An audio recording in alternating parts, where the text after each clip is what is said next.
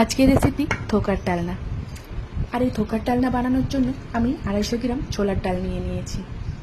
এই ছোলার ডালগুলোকে আমি আগের দিন রাতেই জলে ভিজিয়ে রেখেছিলাম।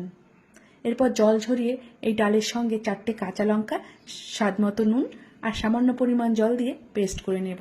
দেখতে পাচ্ছ মোটামুটি আমার পেস্ট রেডি।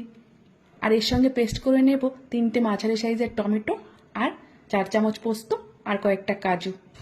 এরপর তেল গরম হয়ে গেলে ফোড়নে দিয়ে দেবো 1/2 চা চামচ কালো জিরে, 1 চামচ মৌরি, 1/2 চামচ হিং আর সঙ্গে একটুখানি হলুদ মিশিয়ে নিয়ে যেই ডালের পেস্ট বানিয়ে রেখেছিলাম সেটি দিয়ে দেব। এটাকে ভালো করে মিশিয়ে নিয়ে 4 থেকে 5 মিনিট কন্টিনিউ নাড়তে থাকতে হবে যাতে কড়াইয়ের গায়ে লেগে না যায়। এরপর এই ডালটিকে গরম অবস্থাতেই থালাতে নামিয়ে সুন্দর করে সেট করে নিতে হবে। এইভাবে 10 মিনিট রেখে দিয়ে ঠান্ডা হয়ে গেলে ঠিক এইভাবে কেটে নিতে হবে। এরপর কেটে রাখা ধোকাগুলিকে আমি লাল লাল করে ভেজে নেব। তেল গরম হয়ে গেলে ফোড়নে দিয়ে দেবো কয়েকটা শুকনো লঙ্কা, তেজপাতা, লবঙ্গ আর এলাচ। মিশিয়ে নিয়ে তার মধ্যে দিয়ে দেবো একটু আদা রসুনের পেস্ট। তা মিশিয়ে নিয়ে তার মধ্যে দিয়ে দেবো রেখে দেওয়া টমেটোর পেস্টটি।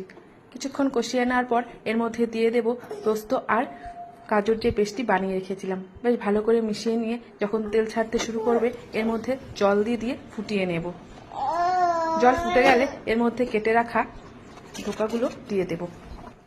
8 থেকে 10 মিনিট লো ফ্লেমে এটা আমি ফুটিয়ে নেব। এরপর নামিয়ে নেওয়ার কিছুক্ষণ আগে এর মধ্যে দিয়ে দেব একটুখানি ঘি আর গরম মশলা।